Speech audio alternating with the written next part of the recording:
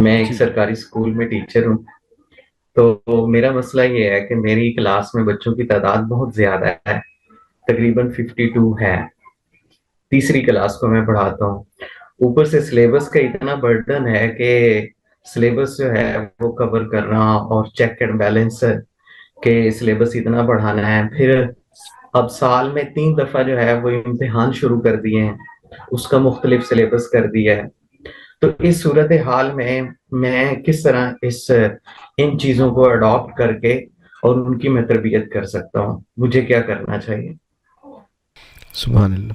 ٹھیک ہے, اللہ آپ کے لیے آسانی فرمائے. ٹھیک ہے, ہر چیپٹر کو اپنے ہاتھ سے کھلانا یہ ہماری ذمہ داری نہیں ہے, بلکہ ابتدائی چیپٹرز کو اس طرح پڑھانا ہے کہ چیپٹرز کیسے پڑھنے ہیں. مطلب ٹیچنگ کا ایک آبجیکٹو سیلف لرننگ کی ایبیلٹیز کو بروئے کار لانا ہے. بات سمجھ آ رہی؟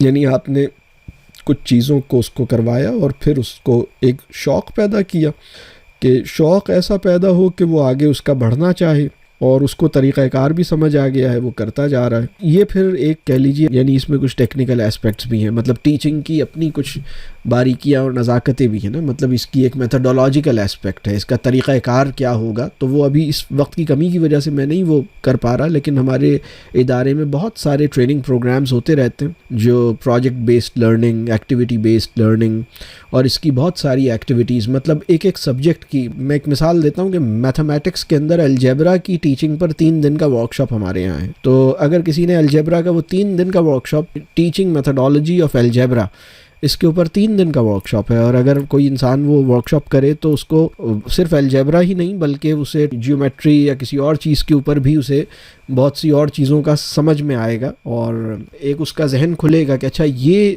کتنی باریکیوں میں, کتنی تفصیل میں, کتنی گہرائی میں انہوں نے چیزوں کو دیکھا ہے. اور اگر ہم تھوڑا سا الجبرا اس طریقہ کار سے متعارف کروائیں گے تو بچے میں جیسے ایک شوق اور ایک خود بخود آگے بڑھنے کا ایک شروع ہو جائے گا. اور ہمارے اوپر جیسے یہ بالکل ایسی بات ہے کہ جب بچہ کھانا سیکھتا ہے نا, تو پہلا لقمہ ہم اپنے منہ میں چبا کے اس کے منہ میں ڈالتے ہیں, دوسری دفعہ ہم آدھا چبا کے اس کے منہ میں ڈالتے ہیں, تیسری دفعہ چبانے کا کام اس کا ہوتا ہے, منہ میں ڈالتے ہم خود ہیں اس کے منہ میں, چوتھی دفعہ منہ میں ڈالنے کی ذمہ داری بھی وہ خود اٹھا لیتا ہے. تو پھر یہی کام ٹیچنگ میں, البتہ چونکہ ٹریننگ اگر ہماری پراپر نہیں ہوگی تو یہ ہوگا کہ ہم ساری زندگی چبانے اور منہ میں ڈالنے کی ذمہ داری اپنے پاس رکھیں گے, اور اس سے کہیں گے بھائی مطلب ہمارا تو سلیبس ہی بہت زیادہ ہے. ارے بھائی سلیبس کور کرنا اس کی ذمہ داری ہے, مطلب یہ, لیکن ہم ڈائریکٹ کریں گے, ہم فیسیلیٹیٹ کریں گے, اور وہ اپنی رفتار سے اس کو لے کے چلے گا. انشاءاللہ اتنا پرابلم نہیں ہوگا. میں آپ کو ایک بات بتاؤں, اگر آپ کے پاس, میں ایک مثال دے رہا ہوں, اگر آپ اردو لٹریچر کے ٹیچر ہیں سپوز, یا قرآن کے ٹیچر ہیں, اور آپ کو نصاب میں, اچھا قرآن کے ساتھ تو بڑی زیادتی ہوگی کہ اگر نصاب بنا کے اس کو کہا جائے کہ بھئی آپ کو 6 مہینے میں 10 صورتیں کرانی ہیں, تو وہ ہوگا یہ کہ اس کا حق ادا نہیں ہو پائے گا, وہ پھر بات نہیں بنے گی. لیکن چلیں ہم شاعری پہ آ جاتے ہیں. اگر ہم کہیں کہ 6 مہینے ہیں آپ کے پاس اور اس میں آپ نے 10 غزلیں غالب کی اور 4 نظمیں اقبال کی پوری پڑھنی ہیں, اور 6 مہینے ہیں, اور پتہ لگا کہ اب وہ ٹائم گزر گیا, صرف 2 مہینے بچے ہیں, تو آپ کیا کریں گے؟ اس کا طریقہ یہ ہے کہ آپ کوئی ایک غزل بہت ہی اچھی طرح سے کریں گے, اتنی اچھی طرح سے کریں گے کہ باقی غزلوں کو پڑھنے کا ایک جذبہ اور شوق بھی پیدا ہو جائے, اور اس کو یہ سمجھ آ جائے کہ باقی غزلیں اور نظمیں پڑھنی کیسے ہیں.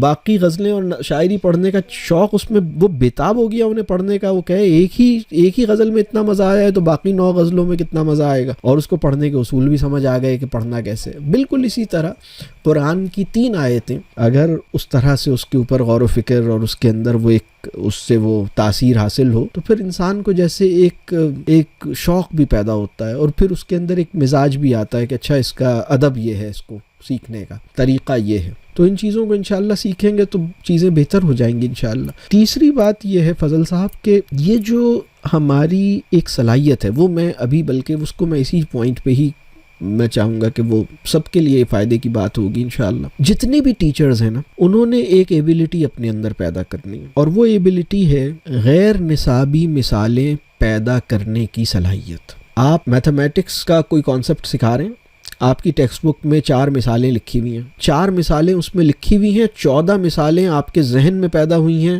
اور جو 14 مثالیں آپ کے ذہن میں پیدا ہوئی ہیں ان میں سے 7 ایسی ہیں جو اپنے لک میں میتھمیٹیکل ہیں، اور باقی 7 ایسی ہیں جو میتھمیٹکس سے نہیں ہیں، وہ شاعری سے ہیں، وہ قرآن سے ہیں، وہ فزکس سے ہیں، وہ لینگویج سے ہیں، وہ ہسٹری سے ہیں۔ یہ بات سمجھ آ رہی ہے میری بات؟ اصل میں ہوگا یہ کہ انشاءاللہ تعالی جیسے ہمارے مطالعے کو وسعت حاصل ہوگی نا، اگر آپ ایک قرآن کے اچھے ٹیچر بننا چاہتے ہیں تو آپ کو اندازہ ہونا چاہیے کہ اس وقت بچوں کے پسندیدہ کھیل کیا ہیں۔ اگر آپ کے جو طالب علم ہیں ان کا پسندیدہ کھیل کون سا ہے اور کیسے کھیلا جاتا ہے، اور اس کو کھیلتے ہوئے کیا مشکلات اور آتی ہیں اور کیا مہارتیں درکار ہیں، اگر یہ میرے علم میں نہیں ہے تو میں قرآن کا اچھا ٹیچر نہیں بن پاؤں گا۔ اچھے ٹیچر سے مراد یہ ہے کہ اگر مجھے یہ آتا ہے تو میں ریلیٹ کر لوں گا ان کی بہت ساری چیزوں سے، ممکن ہے میں کسی بات پر ایسی مثال پیدا کرنے میں کامیاب ہو جاؤں جو ان کو ٹھک سے سمجھ میں آ جائے۔ یہ بات واضح ہو رہی ہے؟ اور بچوں کو بھی یہ لگے گا کہ یہ ٹیچر بھی ہم میں سے ہے۔ رسول اللہ صلی اللہ علیہ وسلم کی شان میں قرآن نے یہ بات بیان کی نا کہ وہ تم میں سے ہے،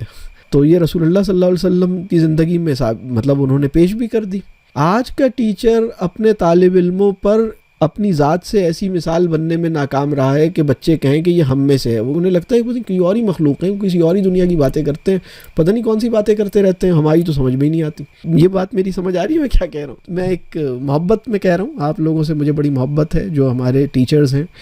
یہ جو بھی میں ٹیچرز کو یا ایجوکیشن سسٹم کو کچھ کہتا ہوں تو وہ ایک جیسے انسان اپنے بچوں یا اپنے محبوب سے کہتا ہے بات، بالکل وہی والی بات ہے۔ نہیں تو آپ ہی لوگوں سے مجھے جو اساتذہ ہیں اور اہل علم لوگ ہیں انہی سے مسلم امہ کو سب سے زیادہ امیدیں ہیں، اور انشاءاللہ تعالی اللہ آپ کی کاوشوں میں برکت دے اور آپ لوگوں کو مسلم امہ میں آپ لوگوں سے کام لے، جو آپ اس نسل کی تیاری اور اس کی تربیت کا اللہ تعالیٰ آپ سے کام لے انشاءاللہ۔